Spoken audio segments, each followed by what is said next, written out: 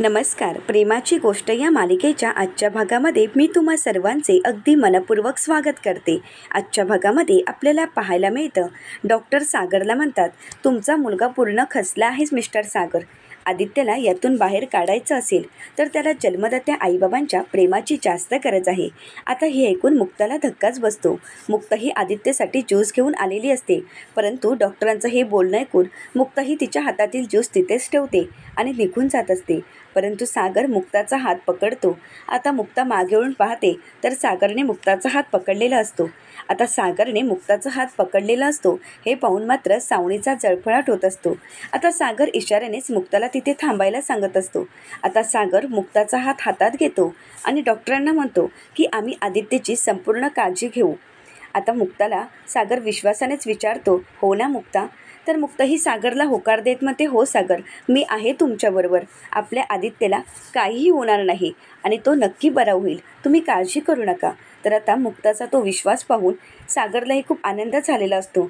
परंतु त्या दोघांचा एकमेकांवर असलेला विश्वास आणि आदित्यची काळजी घेण्यासाठी मुक्ताने सागरला केलेला प्रॉमिस हे पाहून मात्र सावनीला खूप राग आलेला असतो. आता सावनी ही मुक्ताकडे रागाने पाहत असते. तर त्यानंतर आदित्यला शुद्धीवर येण्यासाठी सर्वजण आदित्य शुद्धीवर कधी येत आहे याची वाट पाहत असतात. आता आदित्य शुद्धीवर येतो आणि पहिली हाक सावनीलाच देत म्हणतो, मम्मा. आदित्य खूप घाबरून गेलेला असतो.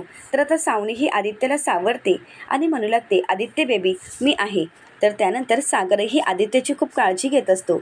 आता ते पाहून सावनी मनाशीच म्हणते, आदित्यमुळे सागर पुन्हा माझ्या आयुष्यात आला आहे. आता मी त्याला कुठेही जाऊ देणार नाही. सागर फक्त माझा आहे, असं म्हणत ती सागरकडे पाहते आणि त्यानंतर आदित्यला म्हणते, आदित्य, तुझे मम्मा आणि पप्पा तुझ्यासोबत असताना तुला काहीच होऊ देणार नाहीत. आता हे ऐकून सागरला मात्र राग आलेला असतो. सावनी ही सागरकडे पाहते, परंतु सागर काही सावनीकडे पाहत नसतो. तर त्यानंतर मुक्ताही सागरला म्हणते, आदित्य बाळा, तू खूप स्ट्रॉंग आहेस आणि तुला काहीही होणार नाही. परंतु मुक्ताच्या बोलण्याजवळ आदित्य काही लक्ष देत नसतो आणि त्याला मुक्ताच्या बोलण्याचा रागही येत असतो. दुसरीकडे पाहायला मिळतं, मुक्ता आता रूममध्ये येते आणि बॅगमधील कपडे पुन्हा एकदा ती कपाटात ठेवत असते. आता मुक्ता कपडे ठेवत असताना मुक्ताला आदित्यचा तो निरागस चेहरा आठवतो. आदित्यची झालेली अवस्था आठवून मुक्ताला खूप वाईट वाटत असतं. आता मुक्ताला डॉक्टरांचं बोलणं आठवतं. डॉक्टर म्हणालेले असतात, तुमचा मुलगा पूर्णपणे खचला आहे मिस्टर सागर. आदित्यला यातून बाहेर काढायचं असेल तर त्याला त्याच्या जन्मदात्या आईबाबांच्या प्रेमाची जास्त गरज आहे. आता हे डॉक्टरांचं बोलणं आठवून मुक्ताला खूप वाईट वाटत असतं. मुक्ताला वाटत असतं की आदित्यला या सगळ्यातून जर बाहेर काढायचं असेल तर सावनी आणि सागर एकत्र असणं खूप गरजेचं आहे. हे तिच्या मनाला वाटत असतं, परंतु तिला ते पटत नसतं. तिला खूप वाईट वाटत असतं. आता त्याच वेळी तिथे सागर येतो आणि मुक्ताची ती अवस्था पाहतो. मुक्ताची ती अवस्था पाहून सागरलाही खूप वाईट वाटतं. आता सागर मुक्ताची माफी मागत म्हणतो, मुक्ता सॉरी. तर मुक्ता ही सागरला विचारते की कशासाठी. सागर मुक्ताला म्हणतो, तुम्ही आनंदाचे 4 क्षण प्लॅन केले होते आणि माझ्यासाठी माघार घेण्याची वेळ आली आणि तुम्ही ती माघार घेतलीत. बायको म्हणून तुम्ही समजूतदारपणा दाखवला. तुम्ही तुमचं कर्तव्य पूर्ण केलं, परंतु नवरा म्हणून तुमची कुठलीही इच्छा मी पूर्ण करू शकलो नाही. त्यासाठी खरंच मला माफ करा मुक्ता, सॉरी. तर मुक्ता ही सागरला विचारते, सागर कशासाठी आणि तुम्ही माझ्या कुठल्या इच्छा अपूर्ण ठेवल्या आहेत? तुम्ही तर माझ्या सर्व इच्छा पूर्ण केल्यात. तर आता सागरा मुक्ताला म्हणतो, मुक्ता, तुम्हाला तर माहीत आहे, तरीसुद्धा तुम्हाला माझ्याच तोंडून ऐकायचं आहे का? तर मुक्ता ही काहीच बोलत नाही. तर आता सागरा मुक्ताला बॅग दाखवत म्हणतो, ही बॅग आता तुम्ही अनपॅक करत आहात. तुम्हाला माहीत होतं की आपल्या दोघांना एकमेकांसोबत वेळ घालवायची खूप गरज आहे आणि त्यासाठीच तुम्ही प्लॅन केलं, तिकीट काढल्यात. एवढंच नाही तर हॉटेलही बुक केलं. किती काय तुम्ही विचार करत होता आणि केलाही असेल, परंतु माझ्या मुलामुळे सगळं. तर आता मुक्ताही सागरला म्हणते, सागर काय? सागर मात्र म्हणतो, खरंच माझ्या मुलामुळे. तर आता मुक्ताही सागरला म्हणते, सागर प्रत्येक वेळी असंच होणार आहे का? आता हे सगळं काही सावनी ऐकत असते. मुक्ताही सागरला म्हणते, माझा मुलगा, माझ्या मुलाने हे केलं, माझा मुलगा असा वागला, माझा मुलगा तसं करत होता. हे सगळं काही तुम्ही असंच बोलत असणार आहात का? सागर, आता प्रत्येक वेळी माझं माझं करू नका. या गोष्टी आपल्या आहेत. मला माहीत आहे देवकी होण्याचा आनंद वेगळा असतो, परंतु यशोदासुद्धा आनंदातच होती ना. मुक्ताला हे बोलत असताना खूप रडायला येत असतं. आता मुक्ताचं हे वाक्य ऐकून सागरलाही खूप रडायला येतं.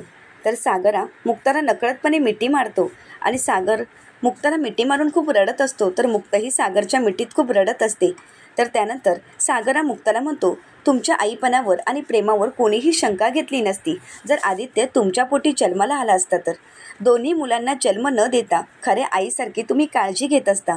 मुलंही सावनीच्या पोटी जन्माला आलीत, परंतु खऱ्या अर्थाने त्यांची काळजी जर कोण घेत असेल तर तुम्ही घेत आहात. तुम्हीच समजू शकता. तुम्ही जेवढं आदित्य आणि सईला समजून घेता तेवढं कोणीही समजून घेऊ शकत नाही. आम्ही जन्मदाते आई बाबासुद्धा त्यांचं मन ओळखू शकलो नाही जेवढं तुम्ही त्यांचं मन वाचलं आहे. आता मात्र मुक्ताला खूप वाईट वाटत असतं.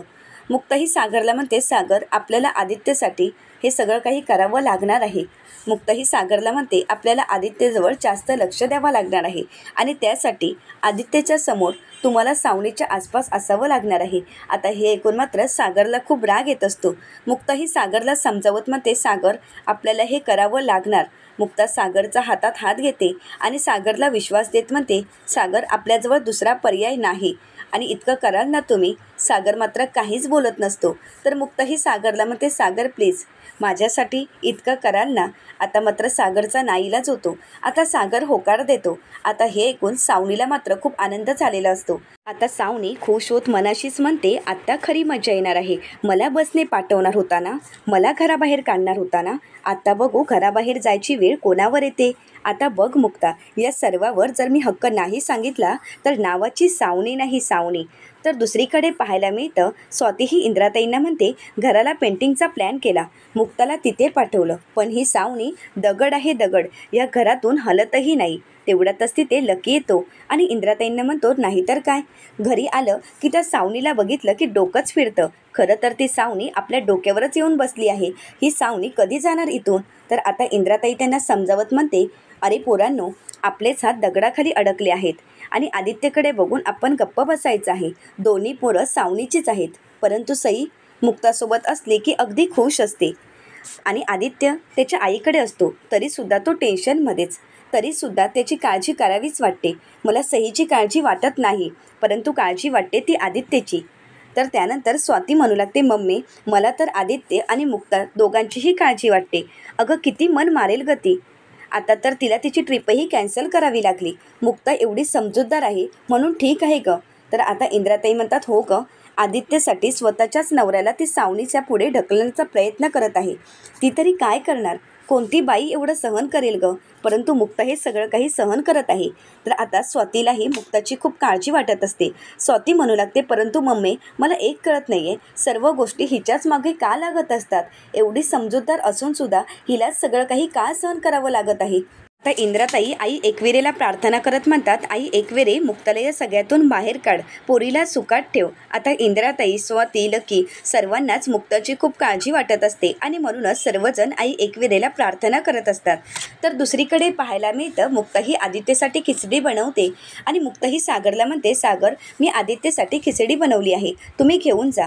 तर सागर म्हणतो, ठीक आहे. तर मुक्ताही सागरला समजावत म्हणते, आणि सागर रूममध्ये सावनीही असेल, परंतु तुम्ही तुमचं डोकं शांत ठेवायचं आहे. सागर काही झालं तरी आदित्यसाठी तुम्हाला शांत राहायचं आहे, कारण त्याला तुम्हाला आणि सावनीला डोळ्यासमोर पाहून खरंच खूप बरं वाटेल. तर त्यानंतर सागर म्हणतो, हे सगळं काही ठीक आहे, आदित्यला बरं वाटावं ही माझीही इच्छा आहे, परंतु त्यासाठी मी सावनीला महत्त्व का द्यावं आणि सावनीला महत्त्व देण्याची काही गरज आहे का. दुसरा कुठला तरी मार्ग असेलच ना. तर मुक्ता विचारते, काय मार्ग तुम्हीच सांगा सागर, दुसरा कुठला मार्ग आहे का. परंतु सागर शांतच होतो. आता मुक्ताही सागरला म्हणते, सागर मी जे बोलत आहे ते आपल्याला करावंच लागणार आहे, कारण जर दुसरा मार्ग असता तर आपण मार्ग निवडला असता, परंतु आता आपल्याजवळ दुसरा कुठलाच मार्ग नाही, त्यामुळे आपल्याला हेच करावं लागणार आहे. आणि सागर एक गोष्ट कायम लक्षात ठेवा, तुम्ही बेस्ट बाबा आहात, मग आपल्या मुलांसाठी हे सगळं काही आपल्याला सहन तर करावं लागणारच ना. तर मुक्ताही सागरला म्हणते, सागर आपल्या मुलांसाठी आपल्याला न आवडणाऱ्या गोष्टीही अगदी हसत हसत करायची गरज आहे. तर आता सागरा मुक्ताला हसून दाखवतो. तर मुक्ताही सागरला म्हणते, हे खोटं खोटं हसणं नाही, खरं खरं हसून दाखवा. तर त्यानंतर मुक्ताही सागरला म्हणते, खिचडी तयार आहे, तुम्ही घेऊन जा. तर त्यानंतर सागरा मुक्ताला म्हणतो, तुम्ही बनवली आहे ना, मग चला ना माझ्यासोबत. तर मुक्ताही सागरला समजावत म्हणते, सागर खिचडी कोणी बनवली आहे हे महत्त्वाचं नाही, कोण त्याला भरवणार आहे हे त्याच्यासाठी महत्त्वाचं आहे. तुम्ही जा ना घेऊन. तर त्यानंतर सागर हा मुक्ताला म्हणतो, तुम्हाला हे सगळं काही करताना काहीच वाटत नाही का? अहो तुम्ही तर मला सावनीजवळ ढकलण्याचा प्रयत्न करत आहात आणि तुम्हाला भीती नाही का वाटत? तर मुक्ता ही सागरला म्हणते, नाही, कारण माझा विश्वास आहे, तुमच्यावर माझा पूर्ण विश्वास आहे. आणि सागर, तुम्ही मला प्रॉमिस केलं होतं ना? सागर, तुमच्यावर आणि आपल्या नात्यावर आणि स्वतःवर माझा पूर्ण विश्वास आहे, त्यामुळे त्या सावनीचं बर्डन तुम्ही घेऊ नका.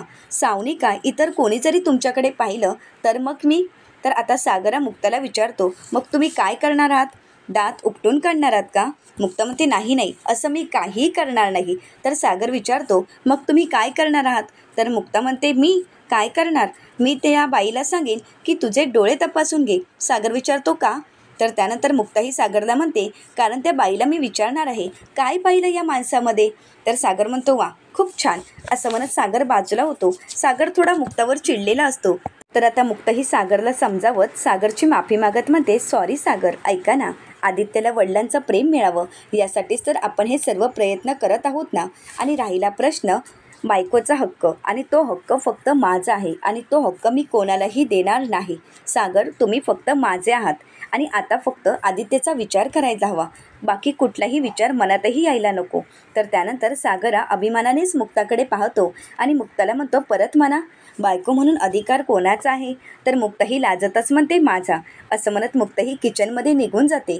तर आता सागरही किचनमध्ये येतो आणि मुक्ताला म्हणतो, मुक्ता, माणूस म्हणून तुम्ही खरंच खूप कमाल आहात. मला खरंच तुमचा अभिमान वाटत आहे आणि आदित्यचंही मन एक ना एक दिवस तुम्ही जिंकालच. आदित्यलाही तुमच्याबद्दल नक्कीच अभिमान वाटेल. तर मुक्ता हो म्हणते की हो ठीक आहे, परंतु आता खिचडी थंड होईल, तुम्ही त्याच्यासाठी घेऊन जात आहात ना? तर सागर म्हणतो हो.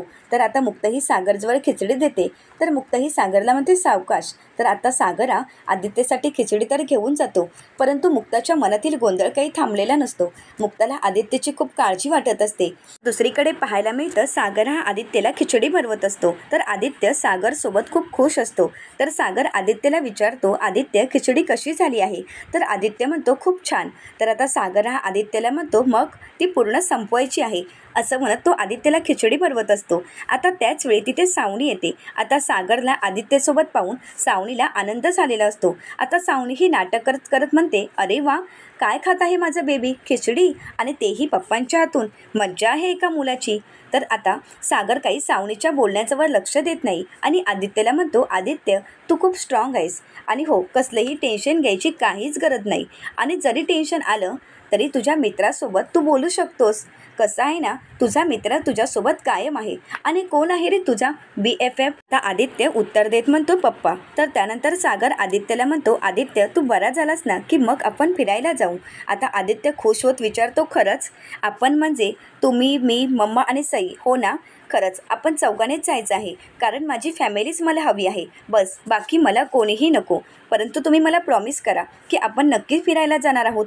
आता मात्र सागरचा नाईलाज होतो. सागर आदित्यला प्रॉमिस करतो. तर आता आदित्य सावनीलाही हातावर हात ठेवण्यासाठी सांगतो. तर आता सावनी ही सागरच्या हातावर हात ठेवते. आता हे सगळं काही दृश्य मुक्ताने पाहिलेलं असतं. आता हे पाहताच मुक्ताला आदित्यचं बोलणं आठवतं. आदित्य मुक्ताला म्हणालेला असतो की माझी फॅमिली मला परत द्या, माझे पप्पा मला परत द्या, माझी फॅमिली मला एकत्र हवी आहे, माझ्या फॅमिलीमध्ये मला बाकी कोणीही नको आहे. हे आठवून मुक्ताला खूप वाईट वाटत असतं. आता मुक्ताई हे सगळं दृश्य पाहते. आदित्यच्या चेहऱ्यावरचा आनंद पाहून मुक्ताला आनंद झालेला असतो, परंतु आदित्यचं बोलणं आठवून मुक्ताला खूप वाईटही वाटत असतं. आता त्याच वेळी तिथे इंद्राताई येतात आणि मुक्ताला सावरतच मुक्ताच्या खांद्यावर हात ठेवतात, परंतु मुक्ताला एवढं वाईट वाटलेलं असतं की मुक्ता लगेच तिथून निघून जाते. तर आता इंद्राताईसुद्धा मुक्ताच्या मागे मागे येतात. मुक्ताला खूप वाईट वाटत असतं आणि मुक्ताही खूप रडत असते. मुक्ताची ती अवस्था पाहून इंद्राताई मुक्ताला म्हणतात, पोरी, खरंच तू आज कमाल केलीस. अगं, आम्हीही संसार केलेत, पोरांसाठी, घरासाठी मन मारलं, परंतु तू जे काही केलंयस ना, त्यासाठी हिंमत लागते आणि ती हिंमत फक्त तुझ्यातच आहे, कारण ही हिंमत तुला आई एकविरीने दिली आहे. तिचा आशीर्वाद तुझ्या सदैव पाठीशी असेल. ती तुला कधीही एकटं पाडणार नाही. बघ अगं, तू पोरांसाठी, माझ्या पोरासाठी, माझ्या नातवासाठी एवढं काही करत आहेस. मी तुला एवढी बडबडत असते, परंतु आज मी तुला शब्द देते, तुझी कोणीही कदर केली नाही तरीसुद्धा ही इंद्राकोळी तुझी कदर करेल, तुला कधीही एकटं सोडणार नाही. अगं, तू आजपर्यंत सर्वांचा चांगला विचार केलास, मग तुझंही चांगलंच होणार आहे. तू नको काळजी करूस. आता मुक्ताला भरून आलेलं असतं. मुक्ता ही लगेचच इंद्राताईंना मिठी मारते, तर इंद्राताईंना सुद्धा खूप रडायला येत असतं. मुक्ताही खूप रडत असते. इंद्राताई मुक्ताला सावरतात आणि म्हणतात, तू काळजी करू नकोस. आता इंद्राताई आणि मुक्ता खूप इमोशनल झालेल्या असतात, परंतु त्याच वेळी सई मुक्ताला आवाज देते. आता मुक्ताही आपलं दुःख बाजूला सारते आणि सईला विचारते, काय झालं बाळा? सई माऊ बोल ना, काय झालं? तर सई म्हणते, मुक्ताई अगं बघ ना, मी किती छान राखी बनवली आहे. तर मुक्ता म्हणते, हो खरंच खूप छान बनवली आहेस. तर इंद्राताई म्हणतात, हो ना, अगदी तुझ्यासारखीच मऊ मऊ बनवली आहेस. असं म्हणत इंद्राताई मुक्ताला म्हणतात, अगं बघ खरंच खूप छान बनवली आहे. तर मुक्ताही सईचं कौतुक करत म्हणते, हो ना, माझ्या सई माऊनी खरंच खूप छान राखी बनवली आहे. तर सई म्हणते की हो, ही राखी मी माझ्या आदित्य दादासाठी बनवली आहे. तर मुक्ता विचारते, परंतु ही राखी तुला कोणीच शिकवली? कारण एवढी छान राखी तुझ्या मुक्ताईलाही आली नसती. सई उत्तर देत मुक्ताला म्हणते, ही स्कूलमध्ये शिकवली आहे आणि मी उद्या हीच राखी आदिदादाला बांधणार आहे. तर मुक्ता ही सईला म्हणते, सख्या भावाला राखी बांधायला मिळणं यापेक्षा दुसरा आनंद आणि दुसरं भाग्य कुठलंच नाही. आदिदादा खरंच खूप खुश होईल. तर आता सई म्हणू लागते, मुक्ताई यावर्षीचं रक्षाबंधन माझ्यासाठी स्पेशल आहे, कारण मी पहिल्यांदाच आदिदादाला राखी बांधणार आहे. तर इंद्राताई म्हणतात, नशीब बघ ना, सख्खी बहीण असताना सुद्धा 10 ते 12 वर्ष राखीही बांधता आली नाही. माझ्या आदित्यला रक्षाबंधनही करता आलं नाही. इंद्राताई रडत असतात. तर आता सई म्हणू लागते, आजी तू रडू नकोस. मी आदिदादाला राखी बांधली की आदिदादाला लगेच बरं वाटेल, तो लगेच बरा होईल. तर मुक्ता म्हणू लागते, असंच होईल, तू काळजी करू नकोस. सई माऊ तुझ्यासारखी गुणी बहीण असेल तर आदिदादा कधीही आजारी पडणार नाही. आणि सई माऊ एक गोष्ट लक्षात ठेव, ही फक्त राखी नाही, राखी म्हणजे शक्ती असते. आणि तू बांधलेली आदिदादाला राखी, त्यामुळे आदिदादा कधीही आजारी पडू शकणार नाही आणि कधीच आजारीही राहू शकणार नाही. तू काळजी करू नकोस. तर दुसऱ्या दिवशी नारळी पौर्णिमेच्या दिवशी मुक्ताची जेवण बनवण्याची घाई गडबड चालू असते. तर तेवढ्यातच इंद्राताई मुक्ताला आवाज देतात आणि म्हणतात, सुनबाई फ्रीजमध्ये फुलं ठेवली आहेत, ती घेऊन ये जरा. आता इंद्राताई देवपूजा करत असतात. तर मुक्ता ही इंद्राताईंना देवपूजेची फुलं आणून देते आणि त्यानंतर मुक्ता ही किचनमध्ये काम करण्यासाठी जाते. परंतु त्याच वेळी तिथे सागर येतो आणि मुक्ताला आवाज देत म्हणतो, मुक्ता अहो न्यूजपेपर कुठे आहे? तर मुक्ता म्हणते, सागर असेलच ना तिथे, बघा ना जरा. तर आता सागर थोडं इकडे तिकडे पाहतो, परंतु सागरला काही न्यूजपेपर सापडत नाही. सागर मुक्ताला म्हणतो, अहो कुठेच नाही आहे. तर मुक्ता म्हणते, असं कसं होईल? आता मुक्ता जेव्हा शोधायला येते तर मुक्ताला लगेच न्यूजपेपर सापडतो. तर मुक्ता ही सागरला म्हणते, हा बघा. तर सागर म्हणतो, थँक्यू. तर मुक्ता म्हणते, नजरेसमोर असलेली गोष्ट हातात कोणीतरी आणून द्यावी, यासाठीच पुरुष लोक स्त्रियांसोबत लग्न करतात. मात्र सागर काही प्रत्युत्तर न करता न्यूजपेपर वाचण्यासाठी निघून जातो. आता मुक्ता ही पुन्हा एकदा किचनमध्ये काम करण्यासाठी येते. तर तेवढ्यातच तिथे सई येते आणि मुक्ताला विचारू लागते, मुक्ताई आज मी कोणते कपडे घालू? तर मुक्ता म्हणते, आज माझ्या सई माऊसाठी मी स्पेशल कपडे ठेवले आहेत. तर आता सईचा मात्र हट्टच असतो की कुठे आहेत माझे कपडे? मुक्ता म्हणते की हो वरती ठेवले आहेत, थांब जरा. परंतु सईला काही धीर धरवत नसतो. सई म्हणते, सांग ना गं मुक्ताई, माझे कपडे कुठे आहेत? तर आता मुक्ता ही सागरला आवाज देत म्हणते, सागर आपण सईसाठी जो ड्रेस आणलाय तो दाखवता का जरा सईला? तर सागर म्हणतो, मुक्ता अहो जा ना तुम्ही, माझं जरा काम आहे. तर मुक्ता म्हणते, अहो न्यूज कुठे पळून जाणार आहेत का?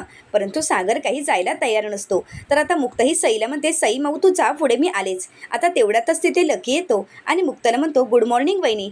वहिनी तुमच्या या गरीब दिराला कॉफी हवी आहे, मिळेल का? तर मुक्ता म्हणते, हो मिळेल. आता मुक्ता ही सागर आणि लकीसाठी कॉफी घेऊन येते आणि सागरला कॉफी देत म्हणते, ही घ्या तुमची कॉफी. आणि लकीला म्हणते, गरीब मुला ही घे तुझी ब्लॅक कॉफी. तर आता लकी मुक्ताला म्हणतो, थँक्यू वहिनी. आता मुक्ता ही सईचा ड्रेस देण्यासाठी रूममध्ये जात असते, परंतु गडबडीमध्येच मुक्ताचा साडीमध्ये पाय अडकवतो आणि मुक्ता तिथेच पडते. आता मुक्ताला पडलेलं पाहून सर्वांना धक्काच बसतो. आता मुक्ता ज्या ठिकाणी पडते त्याच वेळी तिथे आदित्य आलेला असतो. आता आदित्य मुक्ताकडे पाहत असतो. आता इंद्राताई आवाज देत म्हणतात, अगं काय झालं गं? आता इंद्राताई देवपूजा बाजूला ठेवतात आणि धावतच काय झालं ते पाहण्यासाठी येतात. मुक्ताला उठण्यासाठी आधाराची गरज असते आणि आदित्य समोर असतो आणि म्हणूनच आधार मिळावा यासाठी मुक्ता ही आदित्यला आवाज देत म्हणते, आदित्य हात दे रे बाळा. परंतु आदित्य मुक्ताकडे पाहत असतो. तर पुढील भागामध्ये आपल्याला पाहायला मिळतं, रक्षाबंधनाच्या दिवशी नारळी पौर्णिमेसाठी मुक्ता ही अगदी कोळी लुकमध्ये तयार झालेली असते. आता त्याच वेळी सागर रूममध्ये येतो आणि मुक्ताचं ते रूप पाहून सागरा मुक्ताच्या प्रेमातच पडतो. आता सागरा अगदी प्रेमानेच मुक्ताकडे पाहतो आणि मुक्ताला म्हणतो, खरंच खूप छान दिसत आहात. तर त्यानंतर सावनीचा मात्र जळफळाट होत असतो. सावनी ही मुक्ताला म्हणते, तुला भाऊ नाही म्हणून तू माझ्या भावाला राखी बांधतेस आणि स्वतःचा भाऊ बनवण्याचा प्रयत्न करत आहेस. तर त्यानंतर सावनी ही मिहिरला ओवाळत असते, त्याचं औक्षण करत असते. तर मिहिर सावनीला थांबवत म्हणतो, 1 मिनिट, तुझ्या आधी मला औक्षण करण्याचा मान माझ्या मोठ्या बहिणीचा आहे. तर आता सावनी म्हणते, मीच तर तुझी मोठी बहीण आहे. तर त्यानंतर मिहिर म्हणतो, नाही, माझी सगळ्यात मोठी बहीण तू नाहीस तर मुक्ता वहिनी. असं म्हणत तो मुक्ताकडे जातो आणि मुक्ताला म्हणतो, मुक्ता वहिनी, हा मान तुझा आहे. ताई ताई अशी हाक मारताच मुक्ताला भरून आलेलं असतं, परंतु सावनीचा जळफळाट होतो. आता या आनंदामध्ये विरजण टाकण्यासाठी सावनी अजून दुसरा कुठला प्लॅन करेल हे पाहण्यासाठी चॅनलला नक्कीच सबस्क्राईब करा. आजचा व्हिडिओ पाहिल्याबद्दल तुम्हा सर्वांचे अगदी मनपूर्वक धन्यवाद.